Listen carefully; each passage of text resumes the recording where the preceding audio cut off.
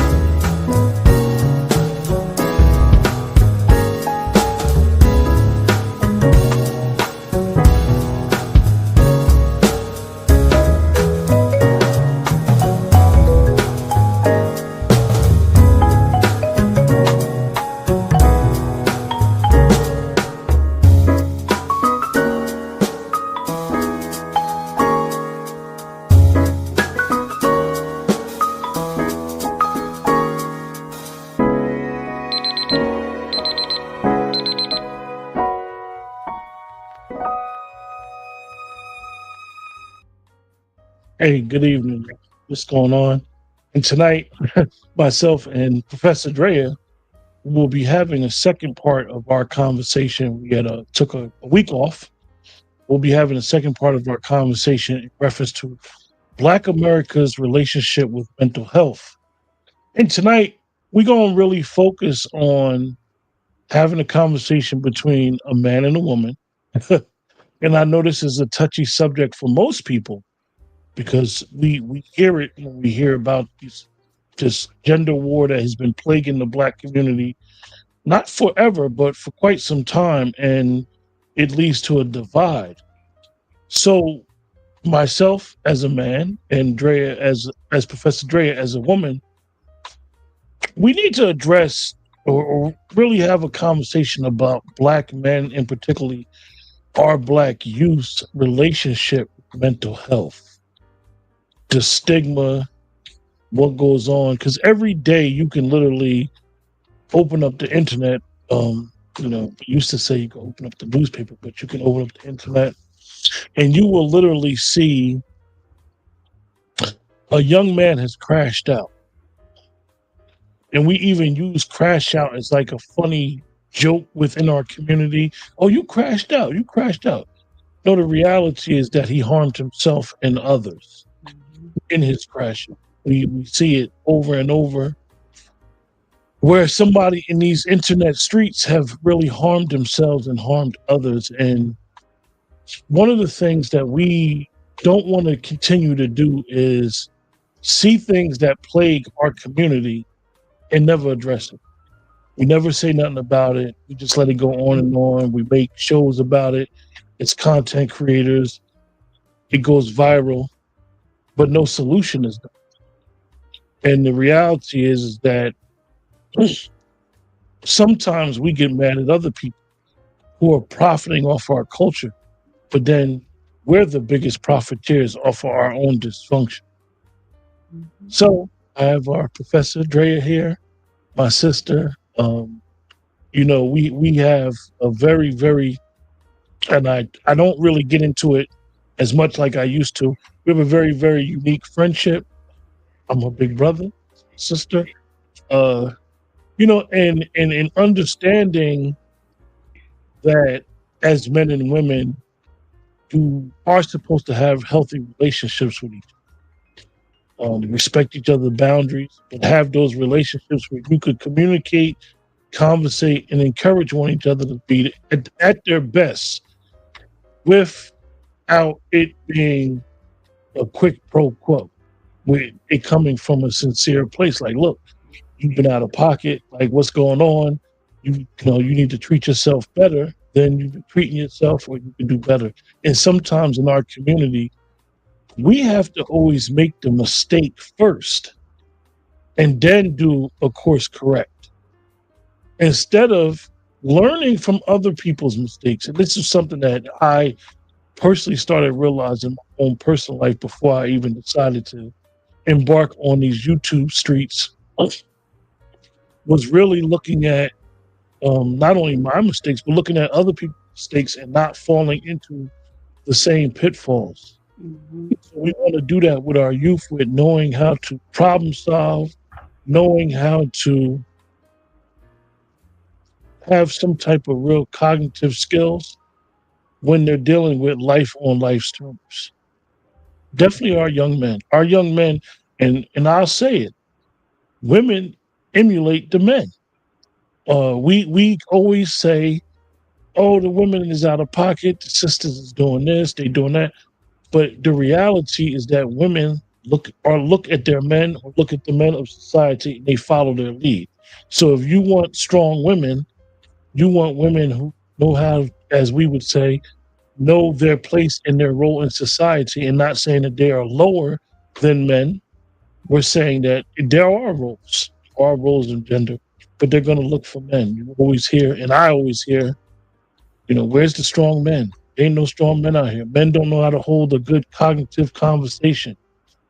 You always hear that. And for some men that do know how to hold those good conversations and know how to have good problem solving skills, we may not understand that it is a lot of men that are emotionally, spiritually, they're closed. That Mhm. all they know how to do is function in dysfunction, Right. chaos. I had a conversation today, and before we get into the show, but I had a conversation today, and somebody was telling me about Puffy documentary on Netflix, and they were saying that third-hand information is that he hit his mother, and the first thing I said was, I'm not surprised if that's true. If Mm. you know who Puffy was, if you know who his mother was prior to, and these are allegations, right? But if you know who he was and you know who his mother was prior to, and you understand that level of dysfunction within our community, that should not surprise anybody. Not Mm. saying it's right, but it should not surprise anybody. I know people who use drugs with their parents. Mhm. I know people who sat at bars, shooting galleries. When I was a kid, when they used to have shooting galleries back in the day, people would go in there and they'll see their parents in the shooting gallery. So this new phenomenon that we have, these ills in our community are what they are. They're ills in our community, and we should be more gatekeeper of our community. We're trying to police it and help it, and people get their help, and so forth and so on. So, without further, I love the so, introduction. That's important. And what you have said about, I would say, black people, but especially black men, the reason why it's a list of reasons why they don't receive the help that they need. But you hit it on the head as far as with the emotional suppression of, I'm a man, I'm exteriorly tough, right? But interiorly I'm cracking. And in my environment I'm supposed to be tough. So of course behaviorally we see these violent acts against one another, against women, against children. You're seeing that too, because of now it's manifesting from within to now environmentally. And me being trained as a social worker, we always look at, that's why I like being a social worker, because we look at the entire person, the totality, not just the mental, but we look at the mental, the physical, the emotional, and spiritual health. And you seeing even the spirituality dying, because at one point, our spirituality was so intact in our community. Now people like forget, spirituality, and it doesn't have to mean the church or the mosque or whatever preference of religion that you subscribe to. It's like we don't have those leaders like Martin Luther King, Malcolm X, Booker T. Washington. And I understand those was men with many issues and different complexities, but at the same time, you did see order and structure. We just see a lot of agents of chaos. We see a lot of chaotic because once again, is now manifested to mental health issues that has been unchecked and undiagnosed for so long. And like you said, we open up social media. Here we go, the crash outs, right? The crash outs against oneself, the crash out against, families or a girlfriend, whatever. And what make you go to the point in which you can't have a conversation with the person that you love, or they may give you a correction. Correction goes both ways. And I think a lot of times men feel that, well, I can correct and control this, individual, a woman, because she's lesser than me. But if the woman's saying, hey, you need to go seek some mental health assistance, here goes the crash out, right? And a lot of times, the women and the physicians, if they go to the doctor, we're the ones referring our significant others, our brothers, our dads to seek assistance, but at the same time, too, but at what cost? And it has to take a woman, unfortunately, to walk away to say, this is the fine line. I'm walking away from this situation. And a lot of times, will they go seek help after that? I don't know. But when I was It doing, go ahead. shouldn't.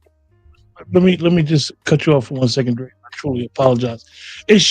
We should not be getting to the point in our society, in our culture, where our women, as black men, as younger black men, when we see our younger black men, 18 to 34, when we see them doing things that we've done that lead down a certain path, we should not wait until they get into a relationship or think they're into a relationship.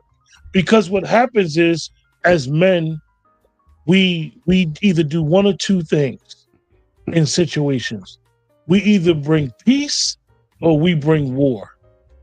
And in a lot of cases, we're destroying any type of foundation that we're trying to create with black women, because we don't know how to problem solve. We don't know how to critically think. We don't understand that sister, she's not with you for what you got in your pants.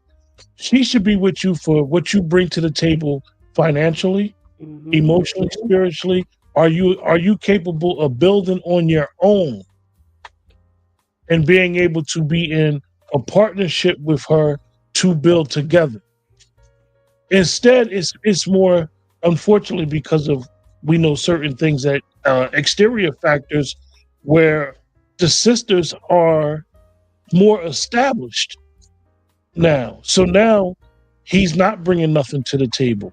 He's coming to this relationship as her son, figuratively her son. Right. Like, he's not an asset. He's more of a liability, where she's taking care of him. And now she's saying, where he might have emotional outbursts over petty things, she'd be like, this guy got anger issues. Like, I'm serious. I'm just telling him, like, look, make sure you take the garbage out. Make sure before you leave the house or whatever, make sure you clean up behind yourself, whatever. Exactly. He's outbursting over the smallest little things, where he's showing he's not emotionally mature. But as men, and I'm not speaking to you, Freya, but as men, we see these things, we see these telltale signs, and I think that a lot of times, the men need to start being men, and the men need to start dealing and checking with the community, and being able to have some type of self-control with dealing with each other and dealing with the women in their lives. Absolutely. And I agree with that. And that goes back to environmental, right? That goes back to when I'm just going to say, that man was conceived. What type of environment was the parents in? I'm saying parents, the mother and the father, because it takes two people, okay? Unless you're going to the sperm bank, it still takes two people. What type of environment, and I don't think we understand that, what type of environment were they in? So, because it's a cycle, and we always talk about this generational trauma, but it's a cycle, right? Was these two people even meant to be together? Was they even in a healthy, established relationship? Because a lot of times these kids are being brought in, through vessels who are also codependent. They lack maturity. And also, too, what I see it in my own family. They'll throw this picture up, oh, we together, we having this baby. And then once the baby is born, you no longer see those parents together. And then they feel like, well, now I can take this kid and put it in an environment in which, the grandparent has to raise it, right? And I feel like, to keep it real with y'all can get upset. A lot of moms coddle these sons. They need, and the daughters just go off and do what they have to do. But a lot of them are coddled. A lot of these young men are seeing dysfunction in their own homes. The cycle of these emotionally immature parents, bringing in different significant others. It's a lot of abuse that goes on with young black men. They getting abused emotionally, physically, sexually, and people not having those conversations. Then okay, they go to school hungry. They may be the oldest and taking care of three other siblings, and they may be 5 years old, right? Then you go to school. School is sometimes a pipeline to prison. You got school resource officers, and I'll talk about this in a minute, instead of social workers and other resources that should be needed for those young people. And girls are always going to be okay, but it's the boys who I'm concerned about, because you start seeing these behaviors at a younger age now of just the dysfunction. They're just acting out what they see at home. There's a lot of these kids are getting yelled at.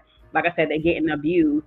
And then now you're seeing them turn into, and I don't like this term, but I'm gonna use it for the sake, the YNs. They're turning into the YNs now because of, okay, my mom ain't paying attention. She's not putting me into sports. She's not putting me into boys and girls club or having a big brother. Oh, now I'm going to the streets. I'm going to turn into this YN because they showing me love. They showing me this. All boys don't have to go into sports, but they need to have some type of foundation around other older, mature, keyword mature, holistically mature men. And it doesn't have to be the dad. It could be uncles. It could be the neighbors, whoever. Because I've seen that within my own environment, within my own, family, of just the mature men saying, "Hey, such and such don't have a dad. Now we in there to help raise this kid."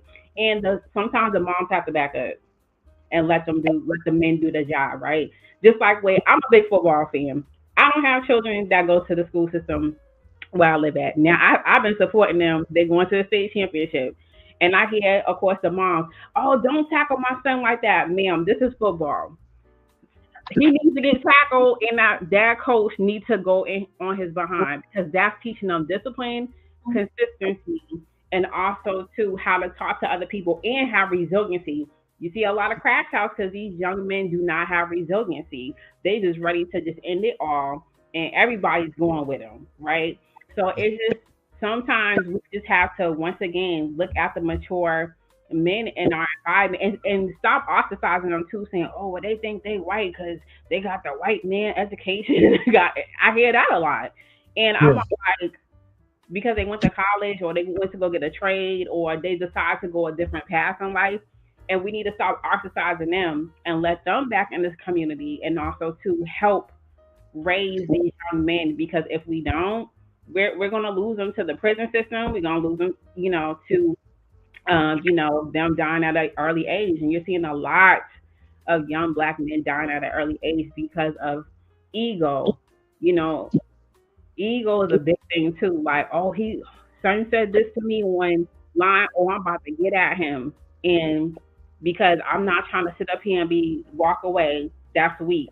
I gotta go get at him, and then now this person's doing a t-shirt. So, we got our brother Black Laren in the chat, right? He had put up some comments. I want you to address one thing. Okay. And I'm gonna address it. I'm gonna address the first question. The first statement he put up, and I'm gonna give the second one to you. He put up 3, but I'm gonna address it. Black Laren, peace, bro. I'm gonna say it's white supremacy, in my personal opinion. And the reason why is because look what we've been through as Native Black Americans. We've been through slavery. We've been through some stuff, man. We've been through some stuff. When you think about how you got here and how your ancestors got to you, we've been through some stuff. And those men, though they like Sister Drea said, they were not perfect, but they were men. They were men who took responsibility. My grandfather left Lumpkin, Georgia, with a 3rd grade education and went to Chicago, had 3 kids, left Chicago and went to New Jersey. Went to New Jersey and only had 2 jobs ever in his lifetime: a board of education job, and then he retired from Ford. 7 kids, and was a man's man. I'm not saying he was perfect, but he was a man's man. He took responsibility. He made sure that, now my grandmother died first, but they left their kids, their living kids, a legacy. It even trickled down to the grandkids. So I'm not saying that WS didn't play a part, but I don't think that it's playing a part with what our younger people are going through today, with not being able how to problem solve, have the necessary skills to succeed. You see them now that most of them have no skills. The main thing that the younger people doing now is scamming. They ain't even, as in my generation, jokers was D-boys. They ain't D-boys. They scamming. And even the D-boys back in the day, they went to the college parties. They dealt with an educated girl because they knew that the D-boy stuff was trying to impress the girl. It was more about, I'm going to make money to impress the girl. Nowadays, jokers are scamming just to be scamming. Mm-hmm. And there is definitely a lack of jobs, Black Larry. But I'm gonna give this other question to Sister Professor Drea that you put up. Hard to man up when your moms prefer not to have a father in your life.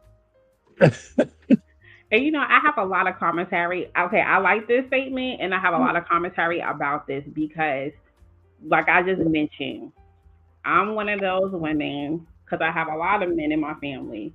Women have to back up time to time, let that man deal with that boy, right? Because I know so many women, they may think differently. We have limitations when it comes to being a man. We don't know what it's like being a man. We're women. That's why I said with sports, when I have heard that lady was like, why he's talking to my son like that? Ma'am, he needs to talk to your son like that. He probably needs to come to your house every day and talk to him like that and do some and show him what a man's man is. And a lot of times women, we have to back up. And also too, as from a woman's perspective, we also got to do a better job with our self-esteem and pick the right men to procreate with. Because a lot of times we know who the men tell us who they are. And I have said this like in right. They tell us who they are, but we decide to, we're not going to listen to what homeboy say because he look good. He can provide this quote unquote life. I've seen this day after day, time after time in my own life, even with, unfortunately, with my niece and her baby father. And I'm like, he done told you he wasn't about nothing, but you still went ahead and procreated. Whole nother story. But once again, it's also lack of self-esteem as well. It's a lot of lack of self-esteem within us as, Black women and also with Black men. And once again, that's a manifestation of what we see now. And yes, because I like that our youth are seriously unemployed. I remember growing up in Boston, it was an honor. You 14 years old and you get that city job, over the summertime. I think they cut a lot of those programs out across the board when it comes to our young people. So I totally understand. This Black, I'm gonna address that one. I'm gonna address that one from my perspective, right? When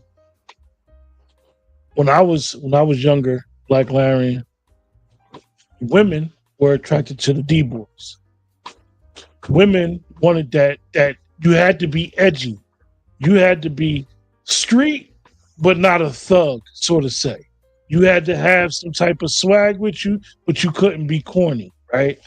So at a certain time, yes, they wanted you to get yourself together, get a job, stop going back and forth to jail, but they wanted you to have some street wisdom. The way that you change that in the culture, the way that you change and really get what women are attracted to, what younger women are attracted to, is to you be where your feet are. And I say that to say that if a young man is working, say if he's 18, graduating high school, he's working two, 3 jobs. and he's focused on building what he's trying to build on, the right women will come. We're doing it backwards. We're chasing relationships before we have anything on the table, before we bring anything to the table. Like what? Oh, I want to push up on this young lady. You have nothing to push up on. And this is where a lot of people didn't understand the brother Kevin Samuels. And I kind of understood exactly where he was coming from. Because a lot of times people want the perfect situation when you bring 2-3 kids here. You ain't been in your child's life. You ain't got you got a job, but you ain't got no career. But you talking about you want you want a female that's making 6 figures. You want a female that's going to treat you like a king, and you're not even treating yourself like a king. So I believe that it's important that the younger people, when you want to change, when you want to make a real cultural shift, and the reason why I can say it can happen, right, is because I seen the phase where the women wanted the D-boy. And then towards the late 90s into the early 2000s, those type of women hated the D-boy now because he kept going back and forth to jail, because he kept having people running up in her house, because her life was in danger because of what he was doing. Those type of women began to refocus on what they wanted. And if he didn't want that, them women would be like, you still in the streets? So I say that if you want the quality of a relationship that you want, it's going to be what you put forth. You have to put forth what you want. You have to establish yourself. Like I said, a lot of people, and I don't want to go too far off the subject in the conversation of Black men and mental health, but a lot of people are being in relationships or attempting to be in relationships, and they shouldn't. It goes back to what Dr. Short always say, brother fuckers. They have, excuse me, Professor Dre, for my language, but they have no dick discipline. You don't need to be in a relationship. You bring nothing to the table. You don't even got a car. You ain't got a G-Ride. And that's not the end-all, be-all to a relationship. However, can you buy yourself some cosmetics? Do you have your own place? Are you living on somebody's couch?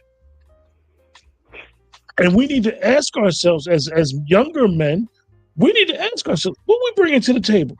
Mm-hmm. Why is she? Now, if you're in a relationship, you married or whatever you could be in, right? It is a privilege that she come home to you every day. It's not a right. It's a privilege. Why should she come home to you every day? What are you providing for her to come home every day, come home to you every day, and vice versa? What is she doing where she got you coming home every day? Mm-hmm. So I say that the younger men, like I said in the beginning, women emulate men. You want to know why these women, as we say, sometimes in these spaces, these women act the way they act? Because these men ain't strong. Mm-mm. It's too much sucker shit running around. It's too many men that don't know how to be men. They don't know how to be loyal to men, and they don't know how to be loyal to our women. But anyway, that was a little tangent, but I apologize. No, but you made a good point. But once again, that goes back to the ego. Hey, Star. Hey, Sister Star. It goes back to the ego because it's interesting we having this conversation because 2 weeks ago I went to a nonviolent summit where I live at, and it was presented by like majority Black men that was professionals, some police officers, principals, and a superintendent. And I was like, oh, this is and a judge. It was a great summit, and I like what all the it was Black, it was everybody that was Black. And I like what they said, and it said the main thing is going back to the environment and ego, and it talked about mainly young Black boys.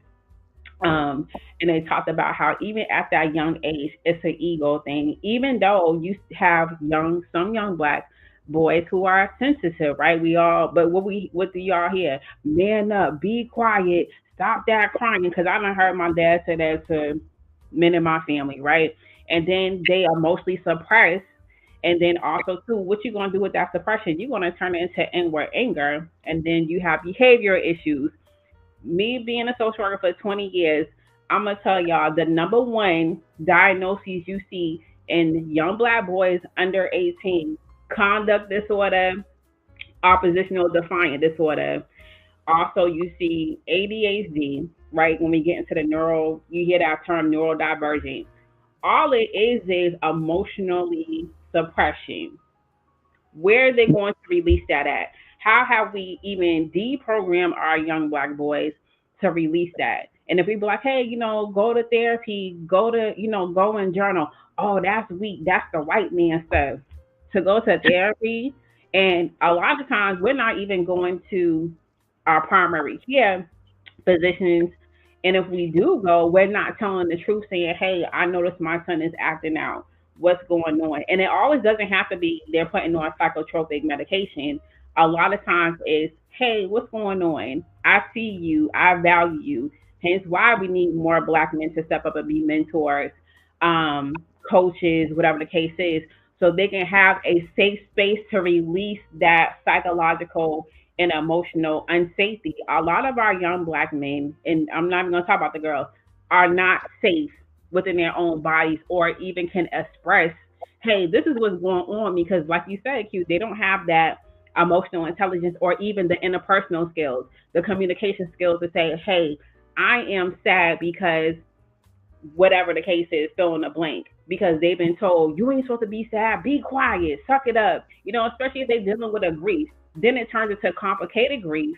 Let's say they lost a important figure in their life. They can't show that outward emotion by crying because that's now your soft. So where are they going to now release that emotions in a safe space? And especially if you got the parent who's always yelling and screaming at them. Let's keep it real with that. You got, let's say, one parent who's raising, I'm gonna say, 5 kids by herself, and she's yelling and screaming at the kids. So where is he gonna find that safety at? Not at school, right? Because a lot of times, oh, he's acting out at school. He got that conduct disorder, and knowing he may learn differently. It's been so much research that our young black boys, they learn differently, right? And a lot of times it's not acting out. So even we need to change the scope of the resources in the school. Who's the teachers in the school? Okay, that's why there's a lot of initiatives of black men going to college to become teachers, to become social workers, because even in a mental health profession, I can count the number of black social worker men that I know that either I went to school with, I met during my travels as being a social worker and a professor. And we need that because, once again, representation, especially when it comes to mental health, that does matter, because once again, these black men are going to release that because they get tired of seeing this.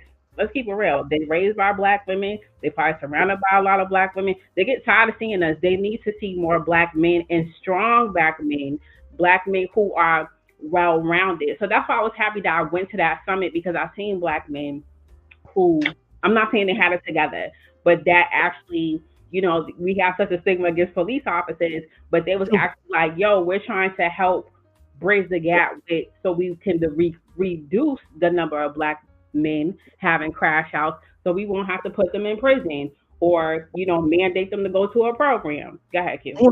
I want to ask you a question, and I want to ask Sister Star a question, because I know she's in the chat, right? This is a personal question. It's not going to be, too personal. You were college professor at your alma mater.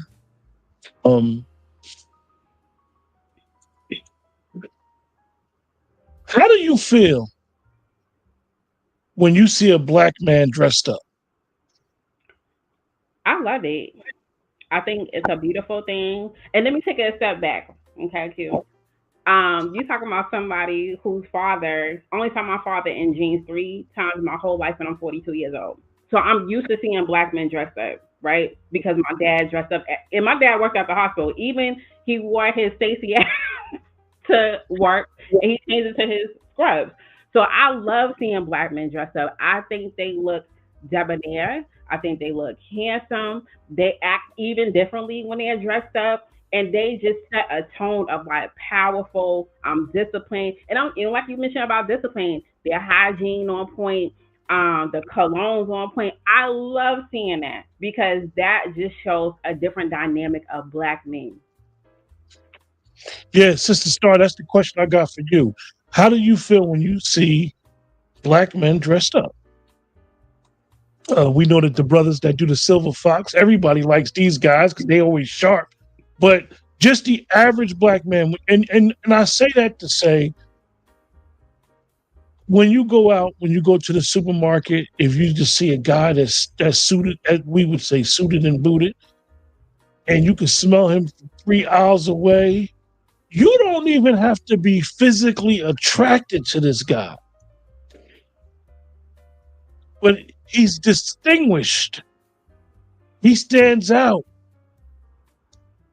You gonna even give him a compliment. Don't have him have on no Creed, and you know what Creed smell like. You're gonna be like, oh. Exactly. A compliment.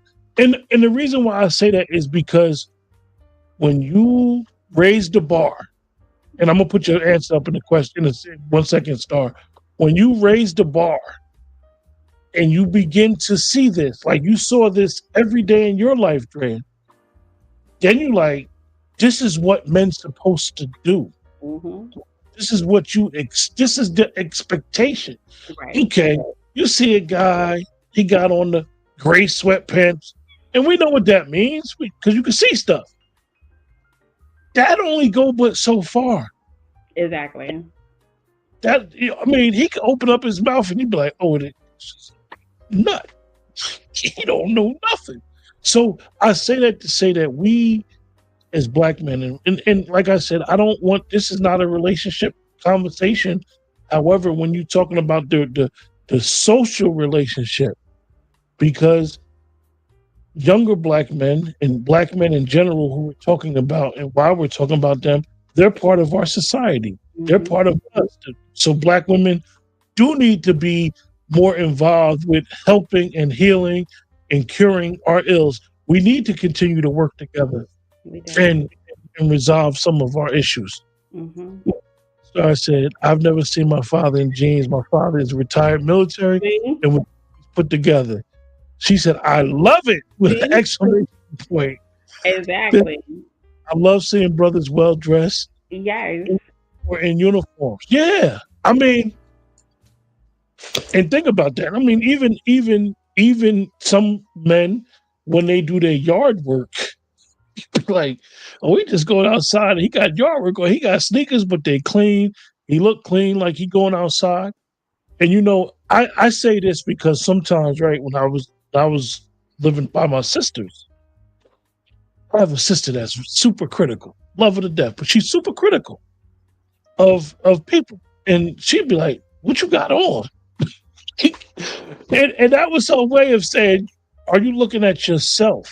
You know, so that's one of the premises of being able to address our younger people who are very sheltered. You even see it now. And Drea brought up when she was talking about the YNs. I personally, now Pennsylvania's laws has changed. You can't do it as much no more. But I'm offended that so many young brothers wear shiesties. Mm-hmm. I'm offended that brothers is covering their face. Right. Show who you are. Because where I'm from and where I was raised, when you was covering your face, you was up to something. Exactly. And I don't need to be profiling no younger black men as an older black man, like, yo, I need to be on point around old boy because he trying to do something. Mm-hmm. Younger black men nowadays, they're very guarded. Very. Because they don't have the social skills. We have a situation at my job where I work at where on any given day it may be 15 people, 14 new people there in the morning when we meet up. So you get new people that's in the company, just started, whatever. So usually we all, it's like a meet and greet every morning. And you see it with the younger Black employees. When they come, they sit in the car, they don't get out, they don't greet, they don't meet nobody. And then I have to go and I have to be like the grandfather and be like, yeah, I've been here such and such amount of years. You good? We got you. We gonna make sure you all right. And it's really a social disorder that they're not used to greeting. And I feel like, because of the area where we work at, I'd rather make them feel comfortable than make them feel, allow them to feel uncomfortable or add to their uncomfortability, because you're in a working environment. Got a shiesty on, your hood like this, got a hat on. Now, I understand sometimes it might be cold, but come on, you guard it. Exactly. And see, for me, when I was at my alma mater working, and the young Black men that was taking my classes, I'm not even gonna hold y'all. I would show them more attention and be like, "Yo, I want to hear from you. What's going on?" Because I taught an interpersonal skills class, so I was like, "You're not gonna leave this class skill list. You're gonna be adding to that toolbox because you need to know how to open your mouth and advocate for yourself, and not do it sound like you a mumble rapper." Right? Because I don't want nobody coming to me like, "You taught this kid and he doesn't even know how to present himself when it comes to being a client," right? And at the same time, and you a young Black man, so I used to always just be on them like, "Yo, what's your plan? I need to know your plan." And I would even get in their business like, "Who you dating? Why you need to be disciplined. You need to be sexually disciplined." And I don't think we have those honest conversations. Because when I used to talk to them, they be looking at me like, "Oh, she's like my mom." And then let me see what your outfit, because a lot of them will bring them to conferences. Let me see what your outfit look like. And when those young men dress up, and it was about like five of them, all the women at the conference would be chasing them because they had their suits on. I said, "Y'all know y'all gotta come correct. I need to see the face." So we need to have those conversations to upbuild our young men and say, once again, it's a safe space to be who you are, but it's okay to dress up. It's okay to be vocal. It's okay to advocate for yourself. It's okay to have a preference too, and I think people get upset about that. And it's okay to be different from the environment that you was in. That doesn't mean that you're better than anyone, but it's okay to, like you said, to raise the bar and the standards. But it comes from once again within, because we seeing a lot of things that's going within and manifesting to the crash out. Since we're seeing people unalive themselves, their whole family. We never used to see that in our community, right? We see it in other communities, but we're seeing that because of, once again, the mental health is suffering. People are not seeking help. And a lot of times, too, our young men are dabbling into the substance abuse, right? And a lot of those substance abuses are now turning into, schizophrenia, psychosis, anxiety, depression, bipolar. We seeing so many things manifesting due to, okay, now I gotta numb myself by self medicating. And while you can go and get a therapist and probably get put on some medication to check those imbalances. But once again, we got to get out the stigma of, "Oh, that's for the white man," the therapy and going to, a primary care or a psychiatric help. That's for them people. No, it's for all of us. And we got to tap into that. Yeah, there is and I'm gonna put this up. I'm gonna put this thing up. I did a little research, but when I saw that suicide is the third cause of death for young Black men, I was shocked. I was shocked. I was shocked because I think it would be gun violence, heart attack, something rare, that certain health things are coming down for his age where it's alarming rates. But to know that suicide is the third leading cause of death for Black youth. About 1 in 5 Black adults have a mental health condition. 50% reported increased recent need for support. Only 15% of those with a condition receive treatment. We must, as Drea said, we must challenge the stigma and expand community-based care. Some of the key factors that I know we discussed them already was impact of chronic racial discrimination, like Black Larry said, white WS, limited access, fewer Black providers, cost barriers, underinsurance, and the cultural stigma, like Sister Professor Drea was saying, and the medical mistrust. Do we trust our physician? Right. Do we understand that our physician should be there to listen to your symptoms? One of the things, and you guys may not realize, but and I learned this, and I'm learning this. We're even doing some of the work with Sister Azima, and I have a great relationship with my primary care physician. I've had this doctor for about 3 years. And when I mean that me and this doctor have a great relationship, I have a great relationship with her and her staff. She has an assistant. Anything that I tell her that's wrong, she jumps on it. I'm a proponent of my chart, and having information. Honestly, just to let you guys know, I just had a medical situation last week where everything went well. So I have that trust with the primary care physician because I believe that she's there to assist me. See, sometimes we're under this guise that whatever the doctors say, they know our body. No, you know your body. Right. So if you have an issue, you tell them your symptoms. And if I had any issues where I think that I needed some mental health assistance, I know she would direct me to the right people. Even if it is a Black doctor, Black Larry, and she's melanated. But and that's important too, because like I said in the chart that you showed, that's another reason why it's a stigma, because of the culturally competent of a lot of us are not in these fields. And when it comes to Black men, only less than 1% of Black men are psychologists. And when it comes to mental health, like I said, in social work, being a social worker for 20 years, I can count the number of Black male social workers I know personally. Some of them I trained, being on the side of in academia, right? And they're spread out in so many different ways. But we have to also too understand, like, you gotta first go seek help first. And number one, self-awareness. I have an issue.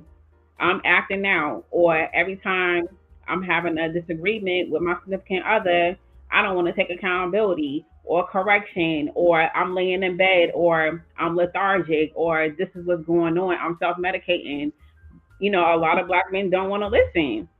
You gotta listen and be honest and be connected to your body and say something's off. Like you said, with you know your body, something's off. And a lot of times our environment One of the nonsense. But go ahead. One of the things that was very, very important when I moved.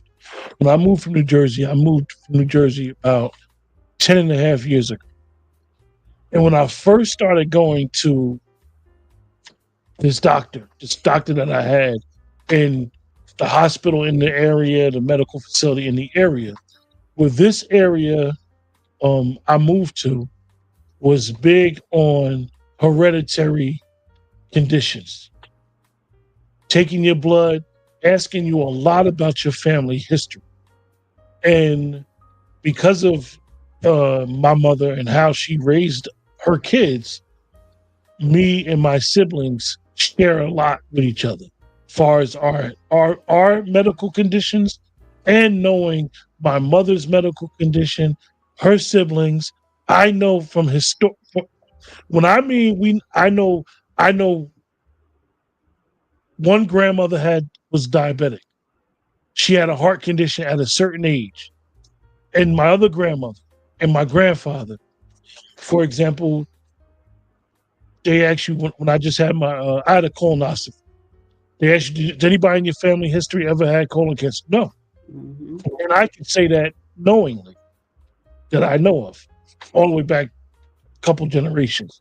So I say that because a lot of people don't realize, like, when you have those hereditary conditions, you're letting your physician know. Some of us have major mental health issues. I have an uncle that's my uncle is really big into NA, and he always says we might have had some mental health issues because he's been into NA. He's been clean almost 25 years, so he's into it. He's involved. He actually does a lot of outreach work in North Carolina. So I say that to say that he's on the mental health thing. Like, look, maybe it's more of a mental health issue while people deal with substances. So it's very important that we know our specific family history, understanding. There are some markers. There are some things that's there. I know some families that have dealt with suicides. It's like one person each generation, unfortunately, have committed suicide in a particular family that I know. Right. So Sister Star said, yeah, families are isolated now. Everyone eats has separate activities. Kids are going through something. They turn to their peers. Yeah. Exactly. I mean, most people don't even realize, like, it's okay to go through your kid's tablet and look at the history of what they're looking up. I know when I have the little people at my house, I have a block on my internet where they can't even access nothing. Yeah. So they'd be like, what's the code for the block? And I'll be like, what you need it for? And sometimes I'll tell them, or I'll tell them, go in the living room, use the TV, and I'll look at the TV so I can know what they're doing. And it's important to start young because, and even complimenting young men. I do that all the time. Like, I remember one time I was in the store and people have been like, "Oh my God, those are YNs." And I said, "Well, good evening, gentlemen. Oh, hey, ma'am, how you doing?" Now, mind you, I live in the South. And they was like, "Hey, ma'am, how you doing?" And the people was looking like, she was able to talk to them. Have a conversation. How y'all doing? How old are you? Okay, all right. It look like you play sports. Oh, you know what? You should go be an engineer. And you will be amazed of having a conversation with these gentlemen, how far you can get and what seed you're planting. Because if we always say, "Oh, he a YN, he a YN, he a YN," he gonna what? You planting that seed, you watering it, and then they're gonna believe that, right? So once again, it's the self-esteem, how we speak to these young boys. Even like it says in that chart, the resources. I like seeing the older gentlemen going to the schools and giving them the high five and mentorship. And mentorship is so important. I know, some pro black folks don't like the word. That's not a good word. Whatever word you want to use, be something special to these young men in their life, whether it's coaching, whether it's just once again being a safe space. We need to see order back. We need to see that back in our community because I mean, like you mentioned, it's just a lot of chaos that's going on. And then, like you said, the young women turning into that. They shouldn't want to say, "Well, I want to be a scammer too because my boyfriend's a scammer." It's like we need to help them to ascribe better. And by also too, we got to be the example as well. Yeah. Well, great conversation. I was all amped up. I'm amped up, excited. Wanted to have this conversation because I noticed that a lot of these older people in my age group,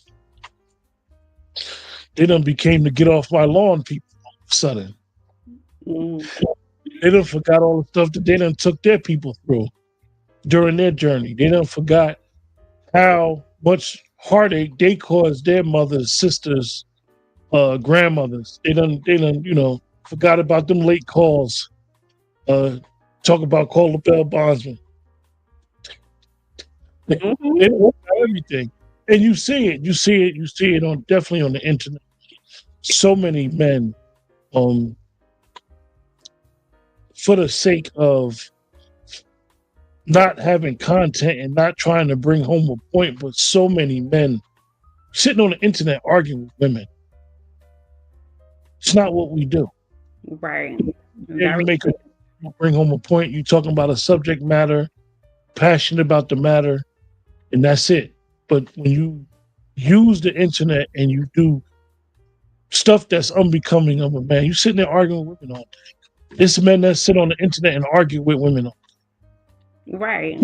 And so what kind of example they are? They're not a good example because then people see this content that content is always pushed through the algorithm, right? And then here goes the young man. Oh, I can sit here and argue with homegirl. Now I'm gonna take it a step further and unalive all of us because she's trying to get her point across to me, and I don't want to listen because I'm an ego. I done got hurt now, right? Emotional suppression. I'm about to go unalive everybody, her mama too. Because the reality is, this is the great thing about what I do with the brothers when we do Pat Talk. The patriarchy is not supposed to be oppressive. The patriarchy is not supposed to be waving their finger and pointing at. The patriarchy is about being leaders, Mm-hmm. being where your feet are, being responsible men, and bringing it back to being, for lack of better words, men are the maintainers of the earth, Right. and women have their role as well. We believe that. I believe that. I know some people don't believe it and be like, no, I don't believe that. It ain't. It's roles. It's natural roles. Mm-hmm. And you'll realize that when those roles are fulfilled, it's peace and tranquility and order. When those roles are not fulfilled, when it's mayhem, disham, and all types of crazy stuff. Definitely in the Black community. The Black community is the biggest case study. It is. You want to look anywhere and case study. You want to look at any society. You can look at the Black communities in other places. You're not going to get the answers there. And I'm not saying that we're different, but we are different. Mm-hmm. Black American community. If you want to do a case study on any situation, look at the Black American bit. Absolutely. I agree with that. That we definitely need to be studied. We have been studied. And like you said, you can see right there, like you said, all the atrocities that we have been through generationally. And it's like we got so many resources and tools now to fix it, but folks do not want to come together. They want to have all these millions and thousands of podcasts talking about you the problem, everybody the problem, and everybody need to go get therapy, but they ain't gonna do that though. That's right. So, Professor Drea, you're coming back in 2 weeks. You Yeah. coming back? I'm Okay. coming. Yeah, I'm coming back. It's a pleasure to have you on. I love these conversations because it's I up know my alley. you really do a lot. I want you to explain to this audience about the stuff you and Shamika do. Okay, so my best friend Shamika and I, we have this group called the Careers Project. So we help. Well, we have scaled it down to women because we try to get men come to us. That's fine. Help women put them back together holistically. So she does the career coaching piece. I do the life coaching piece because I am a life coach as well, and bring those two together. Because once again, we are holistic people because we look at the mind, body, and spirit, and so we help women in groups. Mainly our demographics have been Black women. Just putting them back together, and it happened really during COVID because COVID was really just a whammy on everybody of just like people losing their jobs, losing their minds. So we decided to create this project together, and we're branching out and looking to do other groups of women who are actually in a vulnerable population, like the homeless women, women who've been sex trafficking, human trafficking, because those are big. We don't talk about those enough either. So that's what we do. It's pretty cool. We have took a hiatus. Now we're kicking back up for 2026. Can't believe we're gonna be in 2026. Yeah. And one of the things that Professor Gray had mentioned was what she's doing with Shamika, and she also does a personal blog every day in reference to what she said about human trafficking.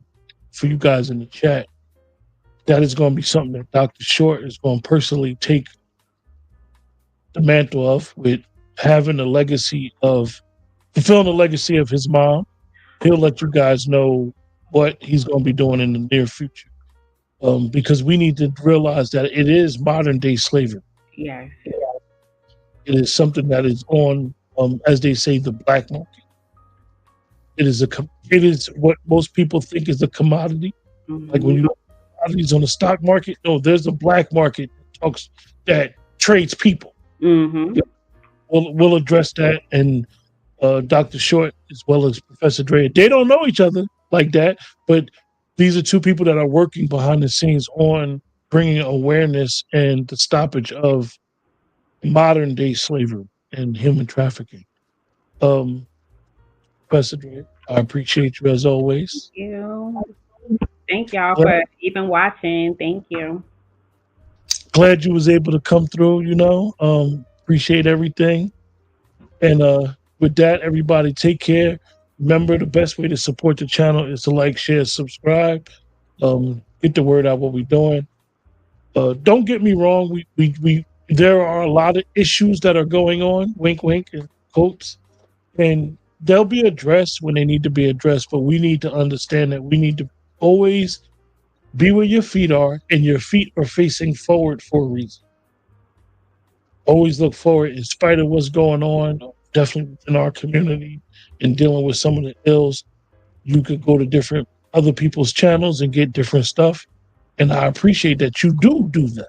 Yeah. However, don't be so consumed with drama and or beef where it don't got you looking forward to what you need to look forward to. Your goals and being able to protect yourself in this spot. With that, appreciate you guys. We'll talk to you soon. Bye.